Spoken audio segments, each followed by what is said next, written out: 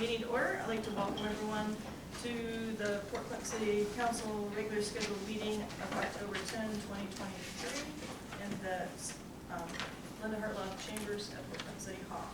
We will stand for the Pledge of Allegiance. Lord, to prayer and a moment of silence for those protecting us every hour.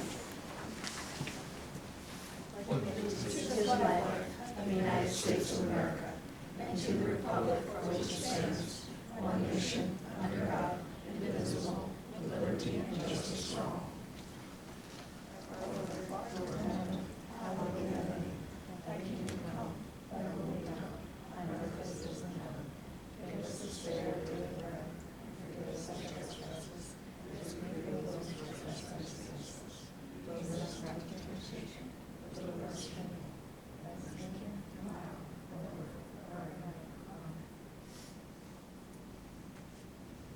Thank you. You may be seated. Would the clerk please call the roll?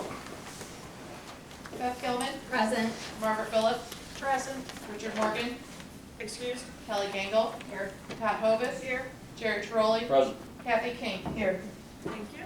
Council, you previously received the September 28, 2023 regular meeting minutes. Do I have a motion to approve the minutes? Madam President, I move that we have approval of the minutes from the 28th of September. Thank you. Do I have a second? Second. Thank you, Mr. Trolley. Any discussion? Okay, I have a motion by Ms. Phillips, seconded by Mr. Trolley to approve the minutes of the regular scheduled meeting of September 28, 2023. All in favor say aye. Aye. Opposed, the same sign. Motion carries. The minutes are approved. The chair notes that certification has been made as required for notifications for this meeting. Tonight we have a guest presentation, Chris Singerling from the Ottawa County Improvement Corp. Good evening. Thank you. My name is Chris Singerling. I'm the Executive Director of the Ottawa County Improvement Corporation. We're the economic and workforce development organization that focuses on the civic, economic, and workforce activities across Ottawa County. It was recently brought to my attention that you all were having a conversation surrounding short-term rentals within the city of Port Clinton. And so it is my intent this evening just to provide you with some additional data and facts as you move closer to making a decision in that regard, or in regard to that matter. Earlier this year, ironically enough, Firelands Forward, which is our regional workforce collaborative, it's actually a partnership with my peers or the organizations in Erie County and Huron County, Ohio, the three counties in this up here on the lakeshore. And out of several nationally recognized firms, we selected Bowen National Research, not because they're from Ohio, but they're located in Pickerington, Ohio, where their headquarters are.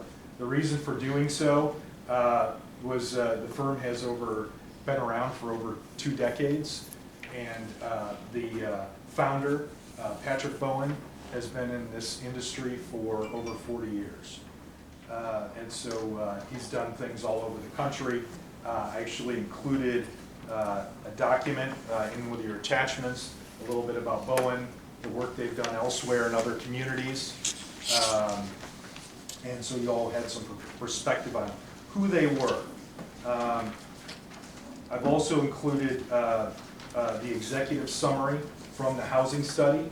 That's the thicker stapled document that you have there, along with a synopsis, 2-page document, slightly easier to digest, but not a lot of data in it, but it gives you a good overview of the study and our intent, and then a couple of other documents that I'll reference later on.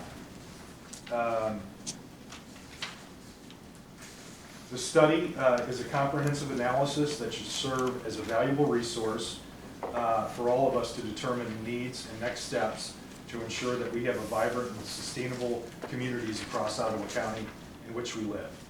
The report evaluates current demographic, economic, housing supply conditions, as well as projected trends into the near future to assess both challenges and opportunities that exist within the market. The full report, as well as abbreviated variations, can be viewed by the public at firelandsforward.com/regional-housing-study. And I'll make sure that all of you, I'll send an email with the link, because there's 2 different addendums, as well as the executive summary and then the full 500-plus page report, which has a lot of information, but is certainly a lot to digest.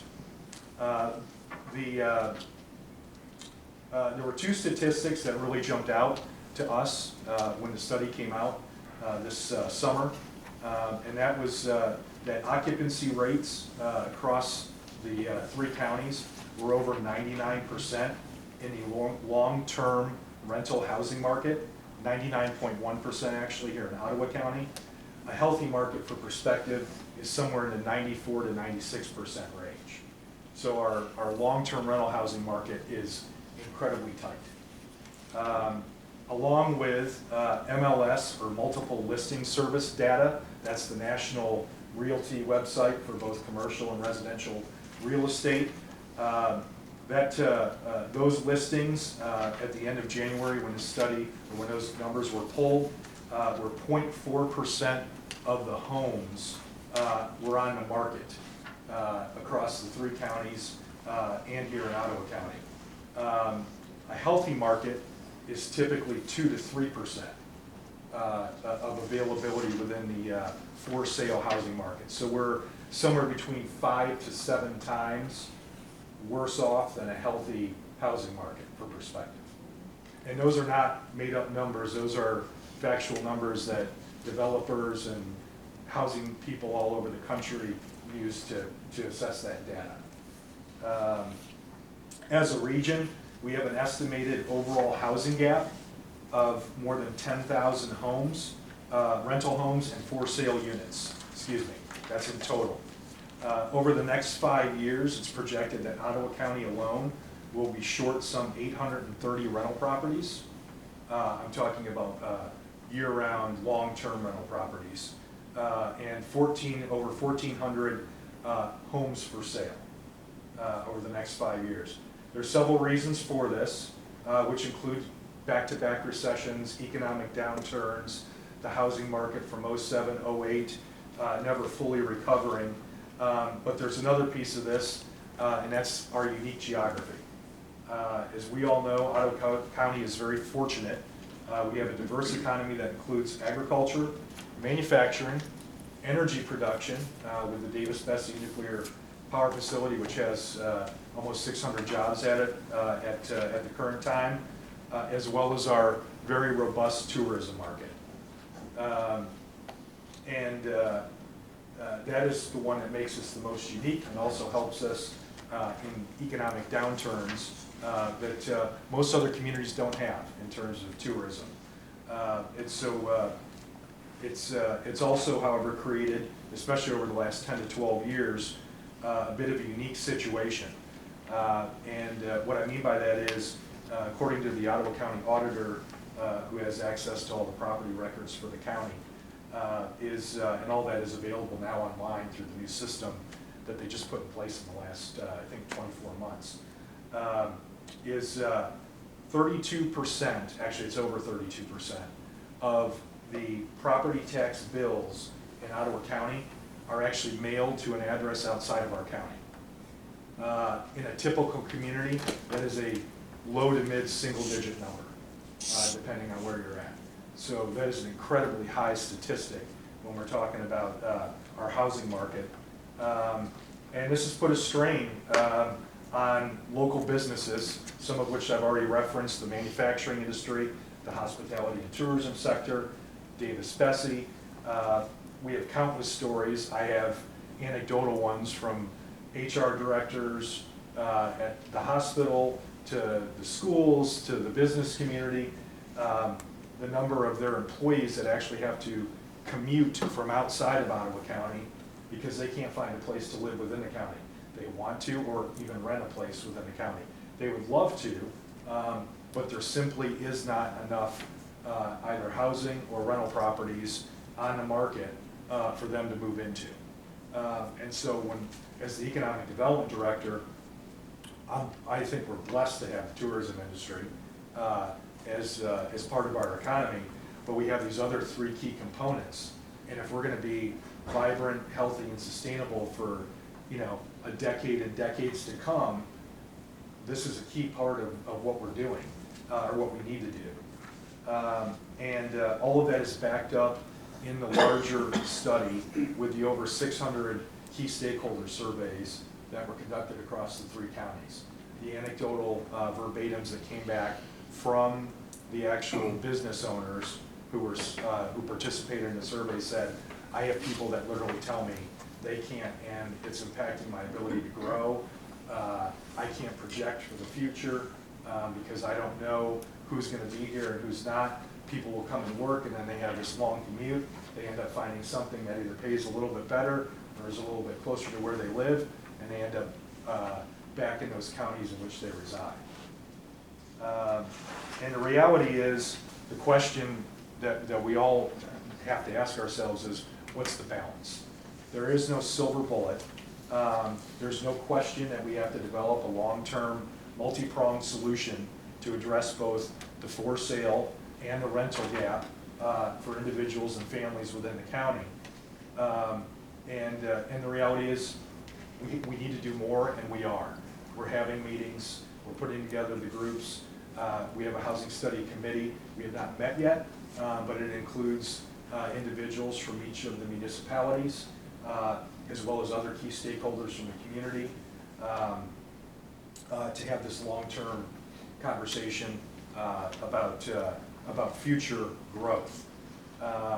But that also takes time, and we have some more immediate issues that we've already highlighted, and the study does, with the tight markets, both in the rental and the for sale markets. So included in your packets, I've included a couple of additional items. The first of which is, this was compiled by Larry Fletcher and his organization. It is a list of regional short-term rental policies across Erie and Ottawa counties. And you'll see each of them are a little bit different. Some are the same. Some are a little bit different. And then we've also provided both ordinances and an application for the cities of Huron and Sandusky over in Erie County. And the reason why I think these 2 documents are important is because they focus on other local communities in our immediate area or region, but they're also Erie and Ottawa County, I would argue, there's no 2 other counties in Ohio that are more alike from the hospitality tourism component. There's plenty that have agriculture and manufacturing. There's multiple that consider themselves metropolitan areas, but there are very few, if any others, like Erie and Ottawa, that have such a large concentration of the hospitality and tourism industries. And so we just would like you to be able to see those and see what other communities in our immediate vicinity are doing. The other thing that I would also encourage you to do is at the back of the executive summary here, you'll see some links to other communities around the Midwest in particular that have had to address the short-term rental housing market issue and the ways that they went about doing so. At the end of the day, I am not here to tell you to ban short-term rentals. That is not a solution. They obviously exist in our community.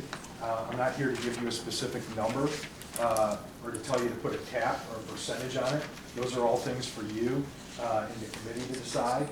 But I would encourage all of you to actually take time to research the multitude of options that are out there prior to making any type of decision. And I should have done this earlier, but I also want to introduce Larry Fletcher with Shores and Islands, Ohio. That is our regional destination marketing organization for the hospitality and tourism industry. Is there anything you'd like to add to that conversation? Well, yeah, only that, our board has not taken a position on whether a municipality should or shouldn't enact any regulations. The things we have discussed, it's not just about having a system in place to limit the number or not allow them or allow them. But those that allow them, it's about providing a safe, secure, clean place for somebody that's coming into the community to rent. And at this point in time, and you'll see what Huron and Sandusky did is, you know, they have a procedure, they have an application fee, and then that fee, that annual fee, goes into the cost of inspecting those properties, which holds them to the same standards as all the hotels that are already existing. They have to provide safe environments, fire extinguishers, you know, other things like that. And at least at this point in time, that's not necessarily built into, you know, all the short-term rental policies. Some places that don't have policies, that there are no requirements really for those short-term rentals to provide that environment. So that's important to us. If we're inviting people into the community, that they can have some assurance that they're going to have a safe place to rent. So that would be the other consideration that a couple of these communities have taken on. So yeah, I just applaud, as Chris did, I applaud all of you for considering this, because it's important, and especially in these tourism-rich areas like we have here, this can become a real issue, become a real challenge when there are too many. And then you have the 30% real estate tax bills mailed outside of the county. I mean, there are places in our region, and I don't know this for sure, but probably in Port Clinton, where out-of-town companies come in and buy houses, and they may never be here. I mean, they're there to rent them out, and that is happening in other communities in this region. And then you get into issues where the residents, the established residents, you know, never know who's showing up next door, and there's no owner on site, and so there are a whole lot of things to consider. So it's just, so I applaud you for taking this discussion on. And we're here as a resource. You know, if you have any other questions, you can take this. Hey Larry, you included in the packet Huron and Sandusky. Is it both of your opinions or yours, Larry, that they got it right, or they're on the right track? What's The Sandusky policies, the Huron policy. my personal opinion, because as I said, the board hasn't really taken a position, so I can't speak for the board. In my personal opinion, they are doing it right. They're looking at their community and the balance between, you know, having those rentals, which people want. I mean, that is some people want to stay in a hotel, others want to stay in a short-term rental, and they want to stay in a house on the water. And that is something that we consider a great asset to our tourism profile, is having the ability to promote those things. But you don't want to do that at the expense of not being able to have places for people to live who want to come here to work and can't find a place to live.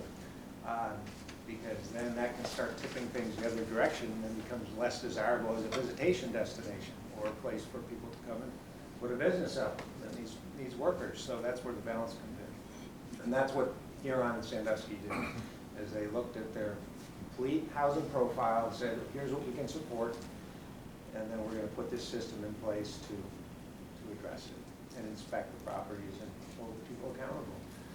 So I think they did a nice job. And if I had to guess, Eric Wobser and the others that were involved in that did a tremendous amount of research in other communities across the Midwest, especially along the Great Lakes and probably elsewhere, to kind of to come to a determination of where and what exactly they needed to do. Mrs. Shanker, do you have- I have some questions for you, gentlemen. Were either of you here at the last meeting that we talked about short-term rentals? I was not. Yes, I was. Okay, I just find it interesting that you provided council with ordinances from Sandusky and Huron. I'm the person who drafted the ordinance that we're proposing to council, and did you know that I used Sandusky's and Huron's model heavily in my ordinance? No, I did not. I did.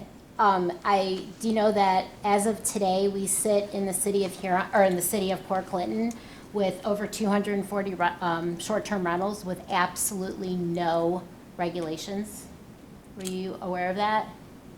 Yes, I was. And are you aware that the ordinance that I was drafting for council to put into place borrows heavily from Huron and Sandusky, where if you looked at other cities, we would have an inspection in place where the homeowner would be responsible for providing pictures and information about their properties. So if something should happen, the homeowner would be responsible if they provided incorrect information.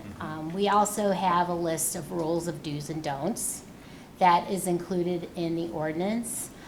We have a responsible local person that would have to be named within 50 miles from the short-term rental. So if there are issues or if there's an out-of-state homeowner, they would have to deal with the responsible local person, which would basically step into their shoes and would deal with police or if there's some kind of a, issue at the home. The only difference, really, that our ordinance differs from Huron and Sandusky is we did not enact a zoning restriction. I know that's what you're referring to. There's a zoning restriction in both Huron and Sandusky. And Huron caps it off at, I think it's like 250 or 260 short-term rentals, first come, first serve. Are you familiar with that? I don't know the exact number now, Okay, but I believe know it's that about there's 260, limits. maybe even 265. And then Sandusky limits where you can have a short-term rental. Okay, the structure of the city of Port Clinton, I assume you're both very familiar with Port Clinton, and that we have had condos in the city for a long time. And most of those condos are either second homes or short-term rentals. Are you aware of that? I would assume that would be the case. That goes back to that 32% Yep. number that we have within the county. And the biggest debate that came up at the last meeting was a restriction on residential 3, which is the area inside of the city where the homes are. So we basically have one group of people that want to control by saying no more, short-term rentals in residential homes. And the other group who basically says, well, that's going to hurt tourism, it's going to hurt jobs, it's going to hurt economy for the city. So that's basically what this comes down to, is zoning. I guess my question to you, can you please explain to me, if a house in Port Clinton, well here, in this study it says, Ottawa County has the largest number of these higher priced homes available for sale. Note that homes priced above $300,000 in Ottawa County are on the market for an average of 143 days. And then it says, it appears many of these homes may be targeting vacation and or second home buyers. Other than it appears, do you know if there's any more data that would support that? No. I don't think that without looking at the property records and knowing who each of the individual homeowners are, I think that would be a difficult thing to do.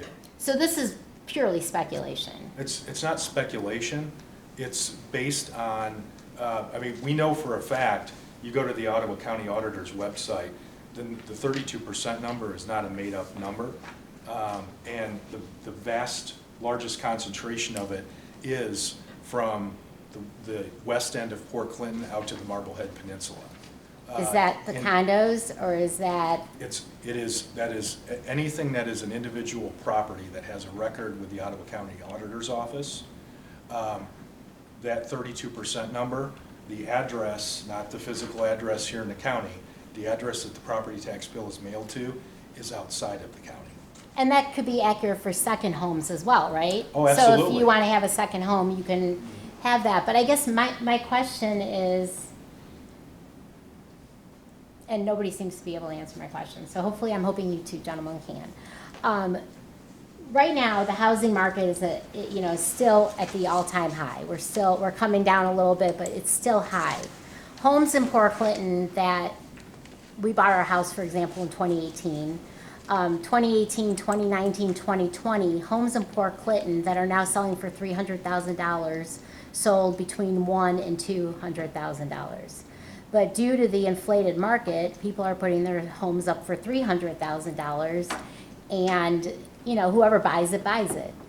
The seller wants top dollar for their property, and they quite frankly don't care who they sell it to.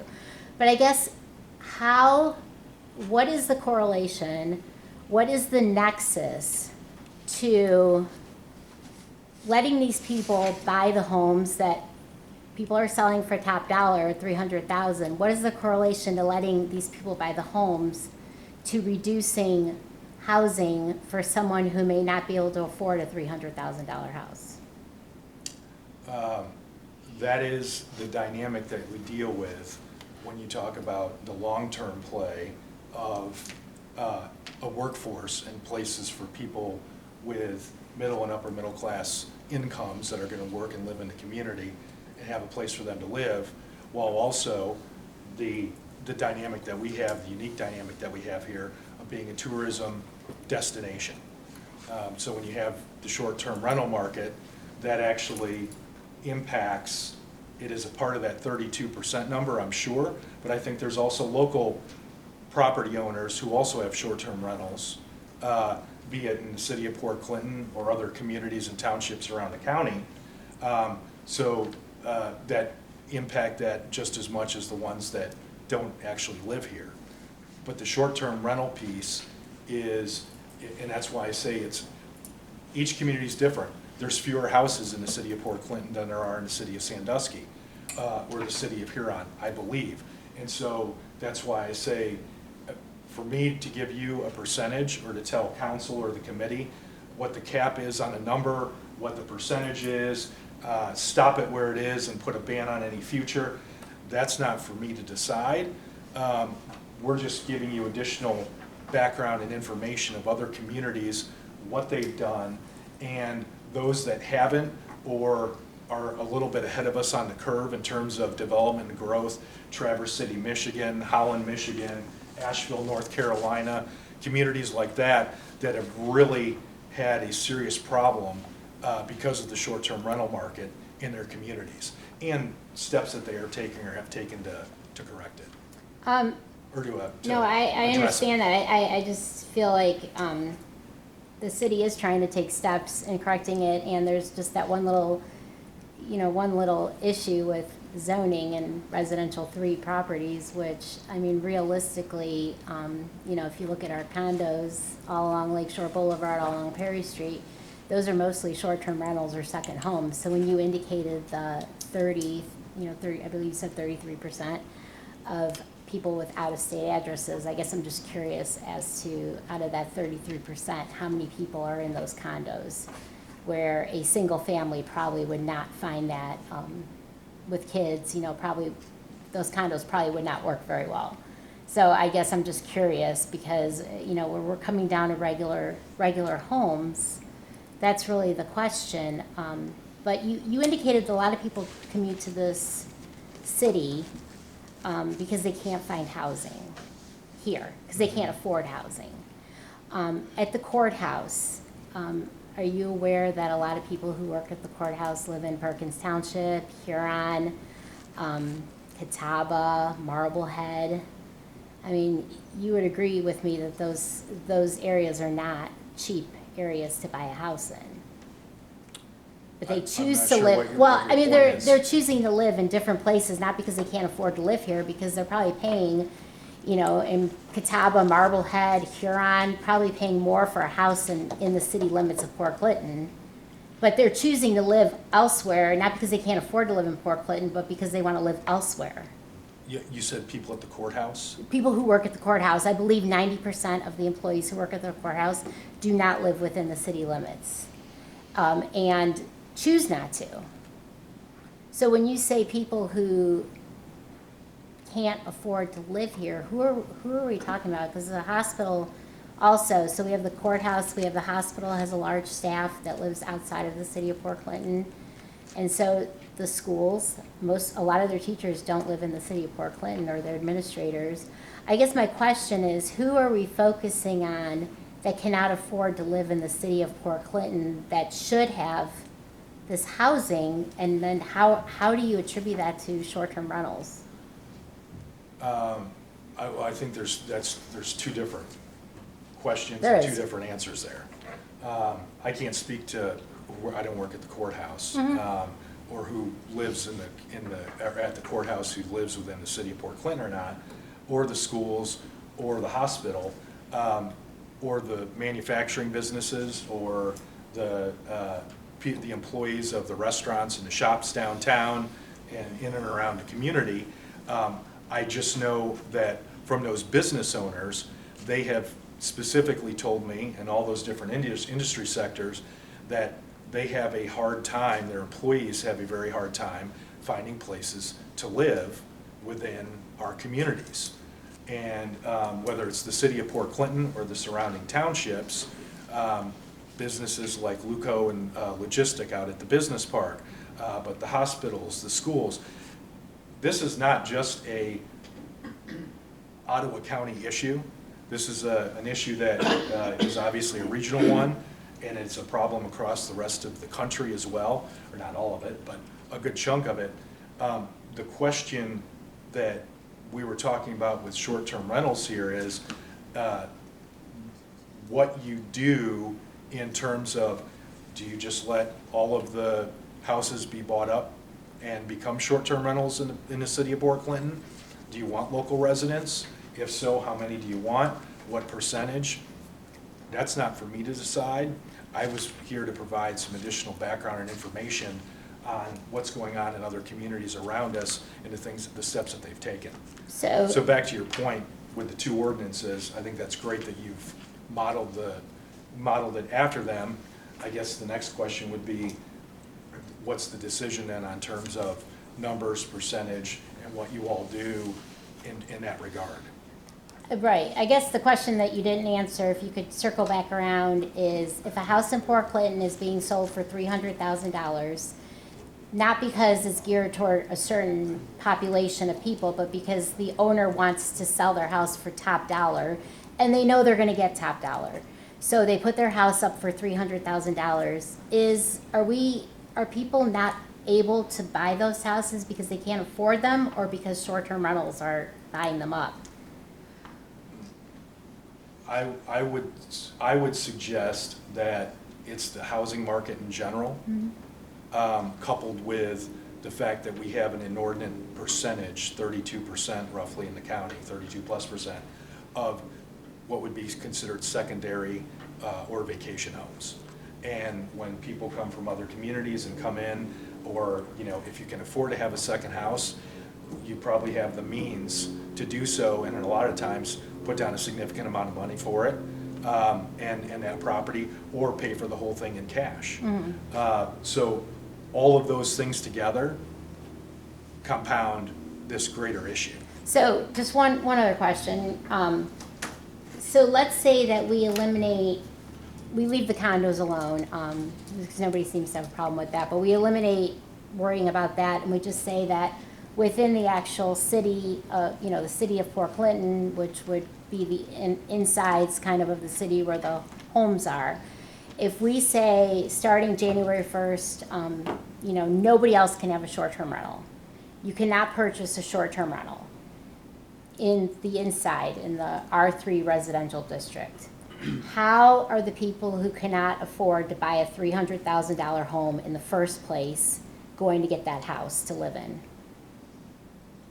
So I think I hear what you're saying, and it's, so can you not find a house in Port Clinton for $200,000, or? Not right now. Because I'm reading on the second page of this document where it's talking about one of the greatest gaps within the three counties, including Ottawa, product generally priced between $197 and $283, which generally serves households earning between 81% and 100% of area median household income. So what I hear you saying is that this paragraph, at least, or that sentence doesn't necessarily apply here, because there's product here that's selling far above Right, study and is. that's the same in Catawba, that's the same in Marblehead, that's the same in Huron. I mean, there really aren't many houses that are, just because of the nature of the market, selling for 100,000, 150,000. So if the owner wants top dollar for their property, they're gonna put their house up. If no one can afford to pay for that house, other than someone who wants to make a short-term rental out of it, is it really the city's job to prevent them from doing that? Well, that's a tough question, because that runs a little bit, that runs counter to what some of this study is showing. So maybe, Chris, that's a question for somebody from Bowen to. Yeah, and I think Patrick would be happy to answer those questions. I will point out that both the Village of Marblehead and Catawba Island Township, with the exception of permitting short-term rentals within the business district down in downtown Marblehead, they don't allow short-term rentals elsewhere in the community. And with the exception of the ones that were grandfathered in, short-term rentals aren't allowed on Port Clinton. And so that's how they've addressed that issue. Or sorry, I Catawba understand. Island Township. Right. Port And Clinton. also Huron and Sandusky are both charter municipalities where Mm-hmm. they adopt a charter. We are statutory. So, we've been questioning whether that limits our ability to completely ban, further short-term rentals, further items like that. The legislation, there was something that was proposed, I believe it was last year, that cities cannot ban short-term rentals at all. But that just kind of went by the wayside. I don't know if they're gonna reintroduce that. But a lot of the municipalities that have short-term rentals are charter. And I believe Marblehead and Catawba, I believe that they fall under that as well. They're not statutory. So I just want to put that out there. I don't know if you were aware of that we are statutory and we can't really just, go by the charter that we don't have. So I guess the biggest issue is zoning, and as, I spent time preparing these ordinances, the question is right now we don't have any regulations in place, nothing. And people have concerns about it, and we're trying to put into place, I believe it's a 13-page ordinance, which has a lot of regulations, a fee that owners would have to pay, the local person, to try to help resolve all of these issues. And I guess it's just a concern I have personally, that if we just let it go and don't do anything over zoning, potential future zoning, that we're gonna leave with still nothing in place. And we'd be doing a disservice to the city and the short-term rental owners, because we're not giving them any guidance or any rules. People like rules, things like that. So that's just, I just had a question, because I just don't see the correlation between people selling houses for a very high rate and short-term rentals coming in. But I appreciate your answers. Yeah, and Yeah, I just wanted to add one thing, I don't think it's necessarily about housing prices, you can't rent a place in Port Clinton, you can't rent a house for any price. When I wanted to move here, I had to buy a house, I couldn't rent one. So I feel like the rental market is the biggest problem. When I went to high school, I knew a lot of kids who, lived in houses that were rented. And you don't see that anymore. And that's a shame. And I think that's where, for me, I feel like the short-term rentals eat up those houses. Not the ones that are 200,000 or 300,000. But I feel like they're eating up the smaller houses on 2nd Street and 3rd Street that used to be rentals. And I think a lot of examples can be given of people at the courthouse live here. I know people that live here. I myself, my neighbor across the street on 2nd Street, family of 4, kicked out, and that house was made an Airbnb.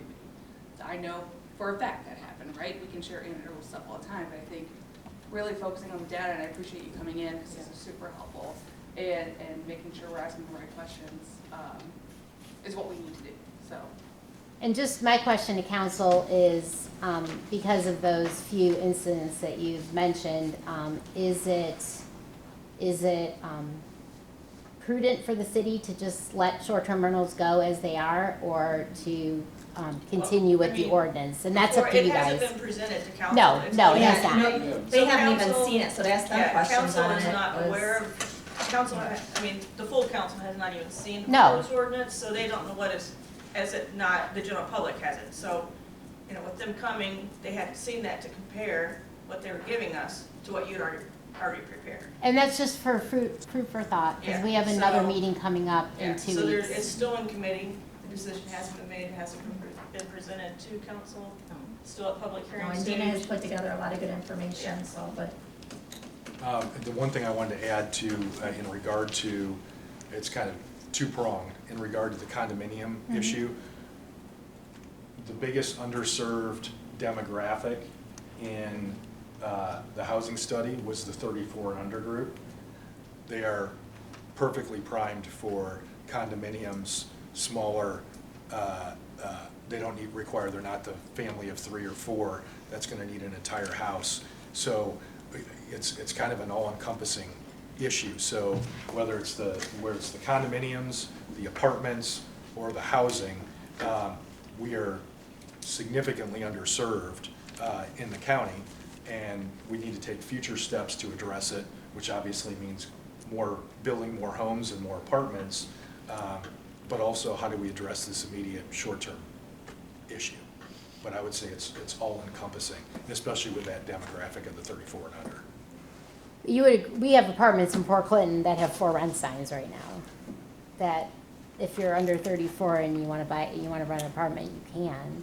For all year Yeah. round, or just until? Year round. Buckeye Bend, for example, has had a sign up, 2-bedroom, 1-bath apartment, but they don't take any assistance. So it's just, you have to pay, whatever their rent is. Sure. Whatever their asking cost for rent is. And then, I'm just saying, I get it, because I lived in an apartment, but I'm just putting this out there just from what the research that I've done. yeah, and like Kelly said, I appreciate the data, because we can go back and forth with stories all day, what about this, what about, but to see some data is very helpful, and, Madam President, Yes. if I could just clarify, I wouldn't want anybody in the audience or council thinking that there's a proposal to ban the No. purchase of a property that's currently used as a short-term rental. One, I don't think the city has any authority to regulate such a thing, but council does have authority to regulate zoning, and so when you're talking about future use or current use, that is regulated all the time. So there is a place for the city's policy preferences in terms of building use or property use through zoning, so that exists. So I just wanted to clear up any potential confusion over the past 25 minutes. Thank you, Mr. Beal. Does anybody else have any questions? No. Okay, thank you. Appreciate all the data. Thank you for coming. You both are more than welcome to stay, but if you would like to leave, we understand. Thank you all for your time and your service to the community. Thank you. Thank you.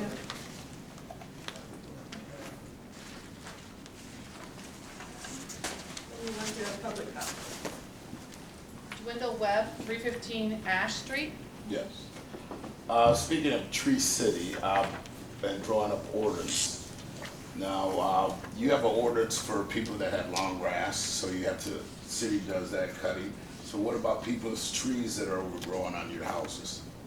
Is there any ordinance to do anything about that?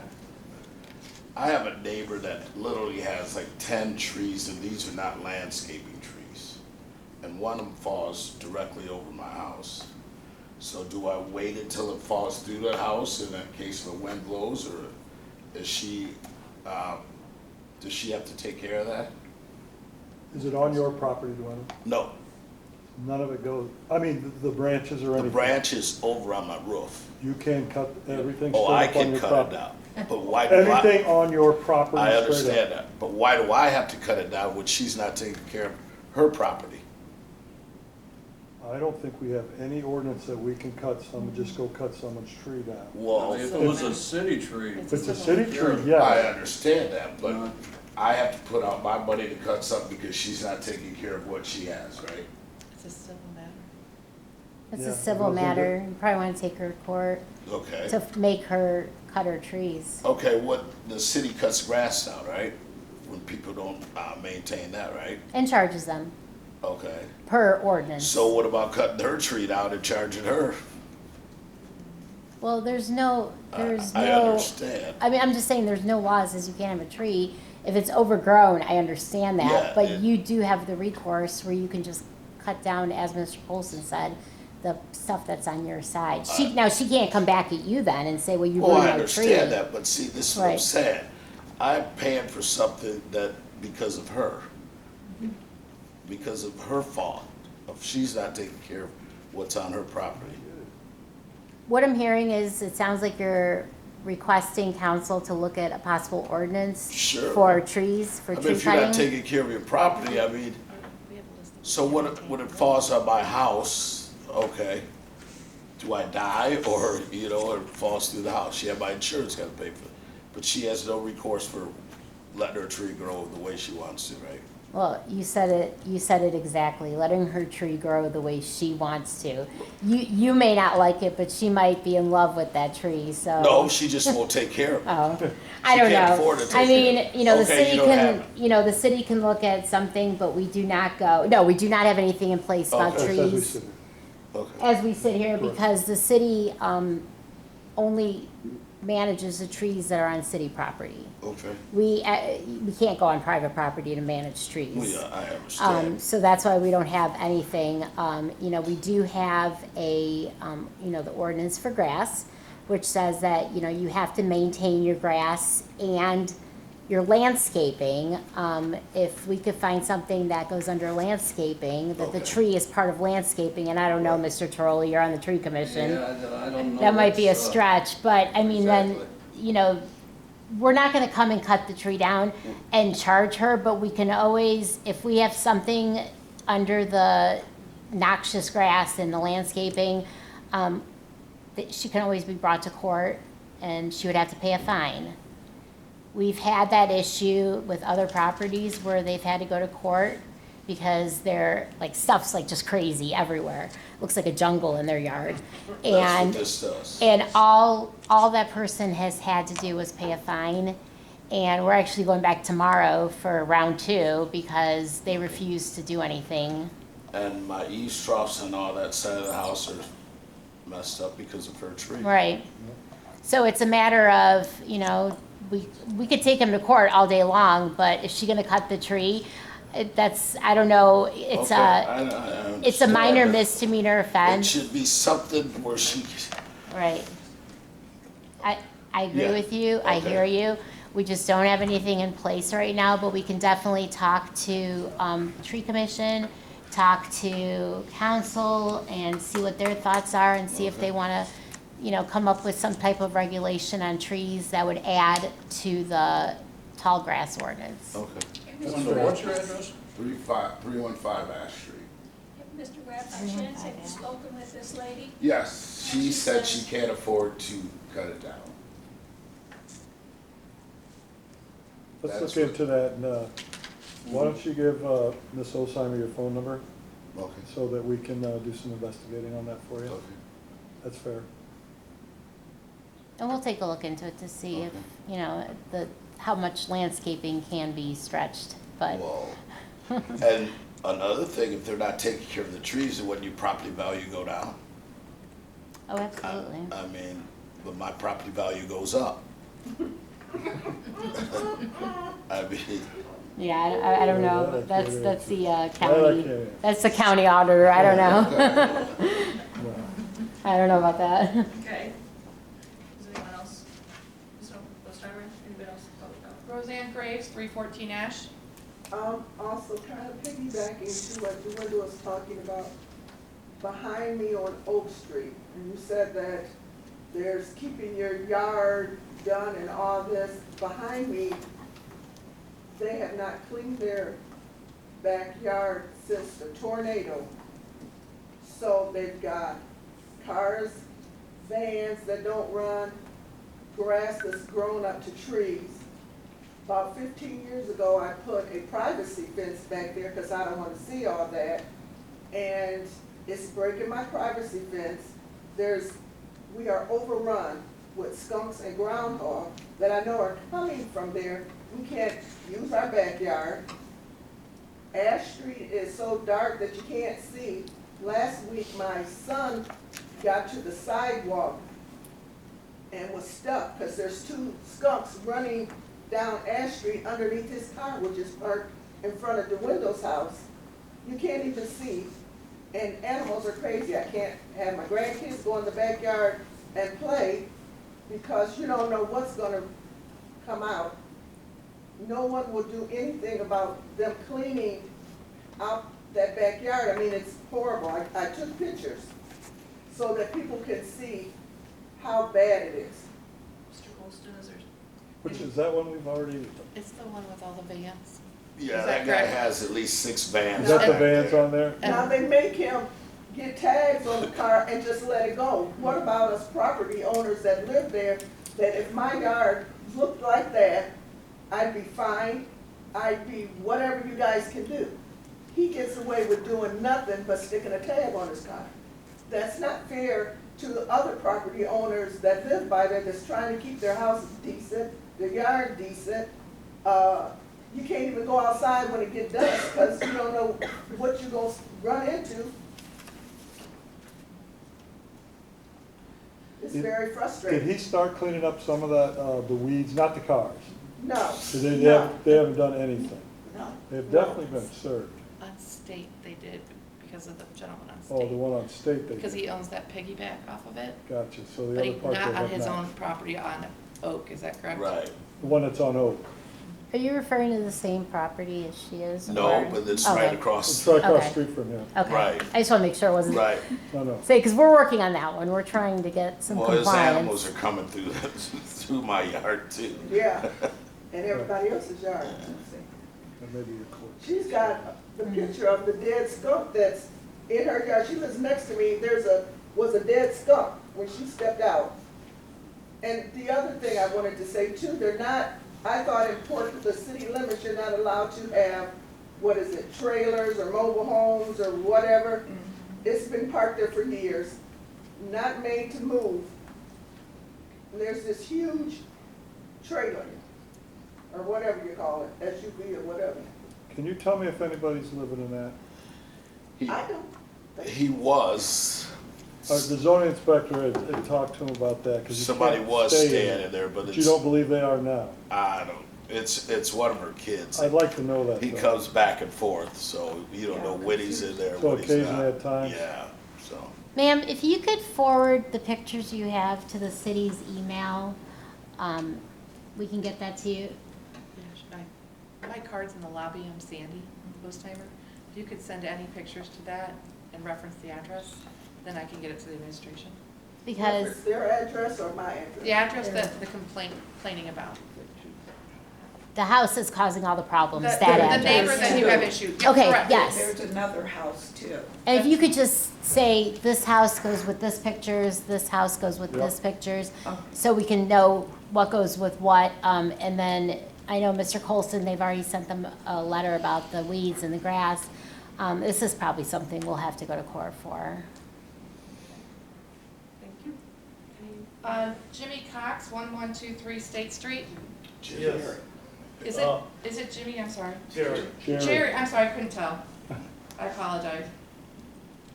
Yeah, I have had a problem, I'm next door to 1115 State Street, and the block in the back of the building on the alley side has weeds growing into it, and on my side, on the west side of the building, it has fallen out at one time, and it was in my yard, and I just threw the block back in there. Then somebody comes and decides they're gonna live in that building. They do not have trash pickup. They have pets, and whenever the pets go, that's where it lays. They got 2 trash barrels back there, and I think that's what they're doing with it, is just throwing it in these trash barrels, and that's it. They have no trash pickup. And like I said, the block's falling out, the place is starting to be overgrown with weeds, and that's what you saw, Jerry. Yeah, I talked to you, and I came over then I No, talked to we've- you, Mr. How we Colson. started with that is, Right. we were taking the building inspector over to basically condemn that building. And that's what I believe needs to happen. So we had them coming over, and right in the middle of all that, the guy quit. So they do not have a building inspector right now, so I'm at square one to start over with that. That building should be condemned Well, and that's- done, and needs to be taken down. And I Well- totally agree with you. That's what, yeah, I had tried to do it first, was to relay that message that it should be down. Yep.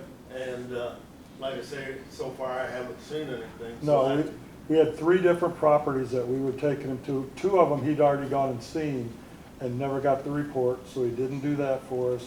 And then he up and quit the job at the county. So right now, I do not believe, unless they did recently, have a new building inspector there. So it's very frustrating to me too, and I understand. The weed stuff, yes, we can send that again, Yeah, and do that. You can, it's, the weeds are so thick on there, they're starting to take over the alleyway, Okay. so. Can I say something? What about the abandoned house over on Beach Street that's been abandoned for over about 20-something years that you guys probably cut the grass? We The cut the grass. Buxton home. You cut the grass every, what, month? Whenever Or we 2 can, months? just because we have Okay. all our grass, yeah. We try to But- get it when we can. Okay, so there's nothing you can do about that abandoned house? I mean, I think that has been turned to the, what is it called? Land Land bank. bank. I think the taxes have been paid, It has? I think, because she just paid us. So that's how Somebody that says works it- on an abandoned house, which is, you're not gonna like my answer, but I I'm gonna know. tell you the answer. If they pay their property tax and they're up to date on the taxes, they can't take it over and or knock it down. you can't condemn it? I mean, Condemning maybe is a different story, but to knock it down and take the land bank to take it Right, over, we, has to be delinquent on their property. Dina, you probably know the terms Right, better than so me. just, Well, it's a process.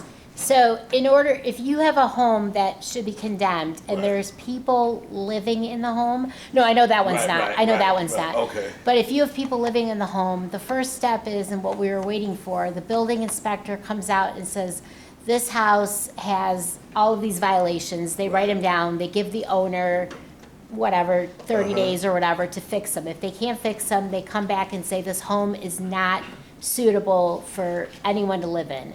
The health department would then come in and they would tell the people, you have to leave. This Okay. is not safe. Well, then the house is vacant, and then the land bank would come in and see if they can help in any way.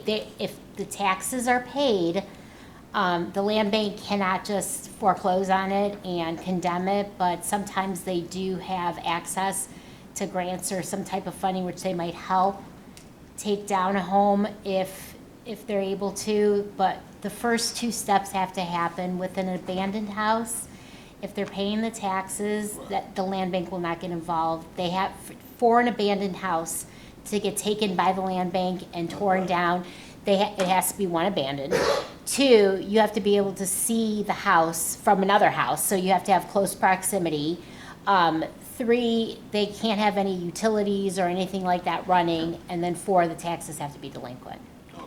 So there is a whole process for them to use, because what they use a lot of the time is grant money to tear down these homes. And we tore down another, a home was Right. torn down on Beach Street. that was right in back of mine. Okay, okay. And that tree was coming over my yard geez. too.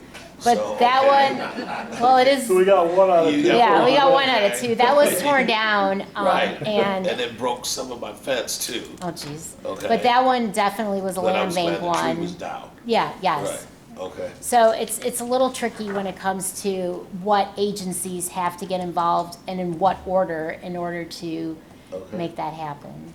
Okay, on that house, I see in your ordinance, the city ordinance, you have a nuisance building code. Yes. What would you use that for? So What's the code about? are you familiar with that building that was on State Street? That was a church at one point in time? Same neighborhood. And it collapsed, so it collapsed. Like, one day it was up, the next day part of it was down, something like that, where nobody's living in it, and it just collapsed. So we had to put, tape around it, we had to make sure nobody went in it, and actually, we sought help from the land bank to help us take that down. So that's a good example of, I mean, it just literally collapsed. But that doesn't apply to any other buildings such as with maybe somebody in it or maybe like one that's been vacant for 20 years? So the one that's been vacant, they pay their taxes, they pay the city's mowing bills. I mean, they pay those. It's technically not vacant But it's if still there's a an nuisance. owner, Right? huh? It's still a nuisance. But it's a nuisance, really, if you look at that ordinance, it has to be a danger. Like that building the church was a danger because part of it collapsed. So we had to take immediate action to make sure no one got hurt. Nuisance and doesn't look good or looks horrible, So what if a tree falls on it? a tree falls on the house.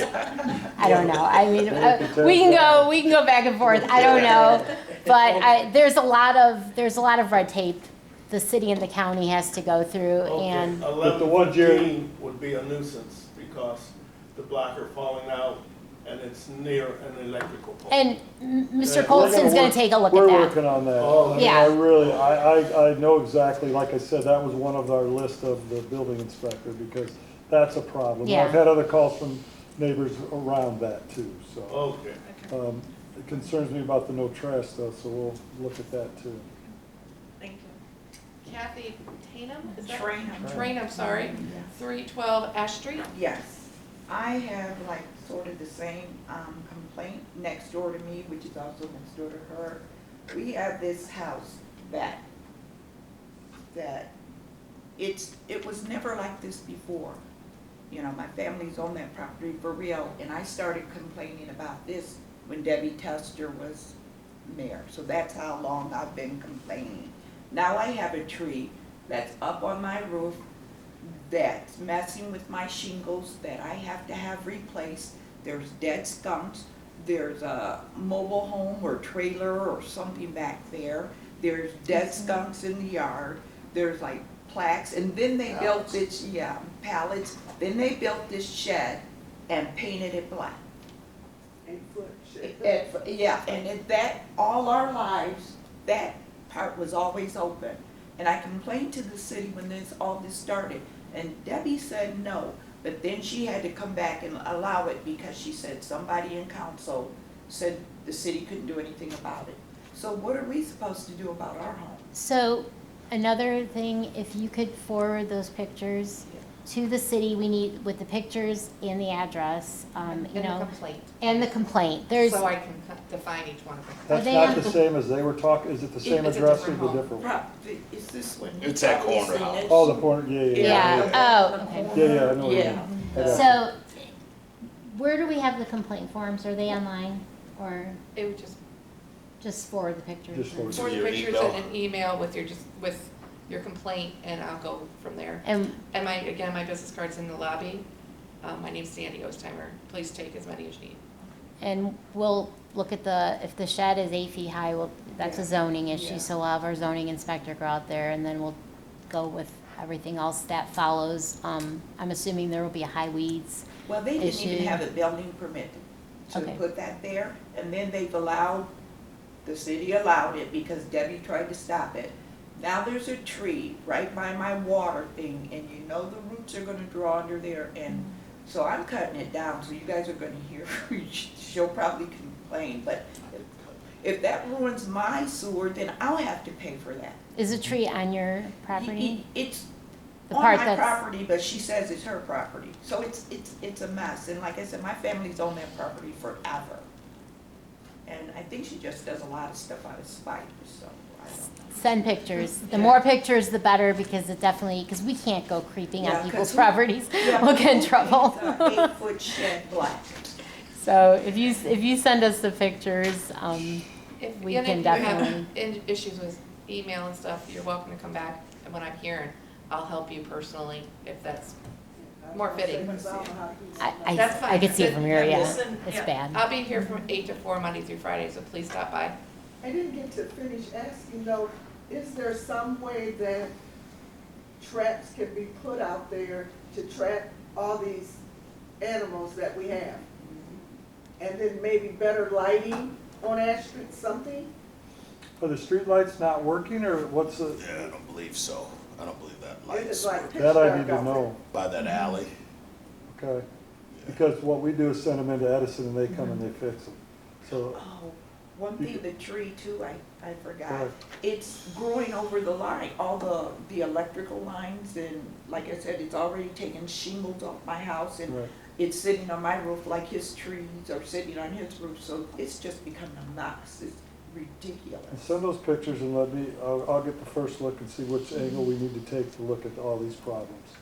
And the one I know from Jerry's standpoint, that's the one that's a major headache that we've got to get figured out. Okay, thank you. We'll move on to executive officers' reports. Council, this evening there's a new ordinance. It's ordinance 22-23. Administration has asked it be passed on its first reading. And finance, my understanding is finance did discuss it at their meeting Watch me tonight. Saturday. And Mr. Belo will discuss a little more under when he speaks, so. We'll probably talk about it too. And then we have the third reading on resolution 23-11 that was passed tonight at council judge, so that's all I have this evening. Mayor is not here, we'll move on to the auditor's report. Thank you, Madam President. Council, we discussed in the Finance Committee, they recommended unanimously passage of Resolution 2311 tonight. It's an annual measure that we don't have much ability to influence. I don't think we've ever not passed it, so please pass that tonight so that we get police pension, road levy, and fire levy dollars in the door starting in January 2024, or for the fiscal year starting in January 2024. Ordinance 2223, I think everyone received that at least on Friday. That pertains to the recreational amenities survey and plan. Mr. Polson and I interviewed 4 firms who responded to our posted request for qualifications. We selected OHM Advisors, their Cleveland office, to support this work. That cost of the proposal is $74,500. Last week, Mayor Schneider and I made a request to the Park District of Ottawa County, and they were gracious enough to grant us an agreement of $50,000 to apply as a cost share towards that scope of services before you, presented in ordinance 2227. So the city will be responsible for paying the balance, $24,500. So we think it's a great opportunity to work again with the Park District, bring home some of the county park district levy funds that the city, I think, approved over 60% voted for, but everyone in the city is paying that levy, and get to work planning some great new recreational improvements with the objective of breaking ground in the spring of next year, and the ribbon cutting hopefully in summer of next year on the first amenity of 4. I'm happy to entertain any questions now or when it comes up under the agenda. Council, any questions for Mr. Belo? What is the first amenity that you're speaking of? Like you said, we wanted to break ground and. Yeah, sequencing and timing will be determined through the planning effort. Oh, yeah, that's what I But was. yeah, Okay, gotcha. I just was confused. All right, gotcha.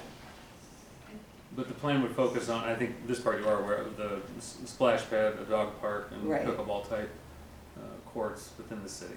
So Yep. sequencing and all that fun stuff will be determined in the coming months. As long as you approve this. So.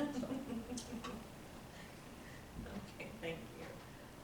Treasurer is not with us, do you have? Thank you.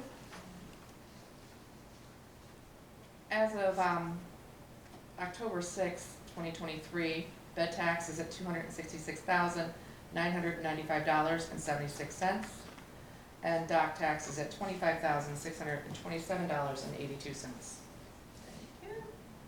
Law Director. Nothing tonight, Madam President. Thank you. Supervisors reports. Mr. Holston. Nothing tonight unless there's questions. Okay. Thank you. Move on to committee reports. Finance, Ms. Norris.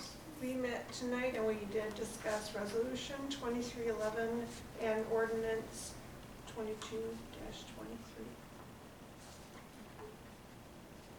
Nothing tonight, Madam President. Okay.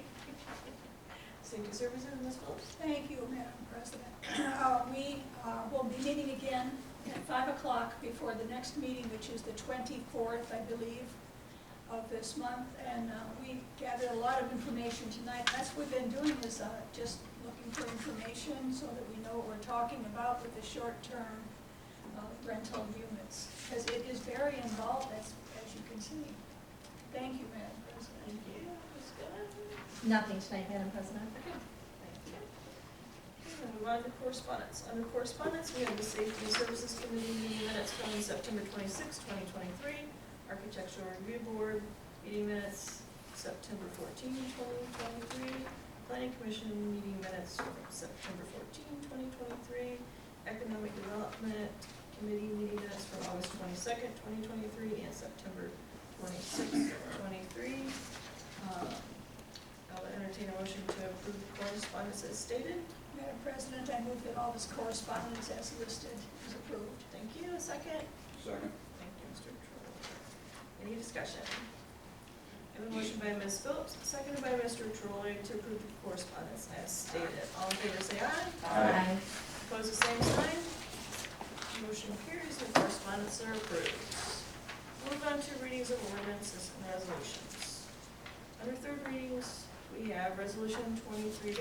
Would the clerk please read by title and summary only, Resolution 23-11.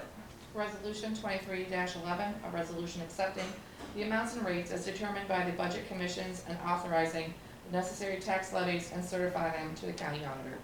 Thank you. Does council wish to take any action as to Resolution 23-11? Madam President, we did discuss this at our committee meeting tonight, and I move to adopt Resolution 23-11. Thank you. Do I have a second? I'll second. Thank you. Any further discussion?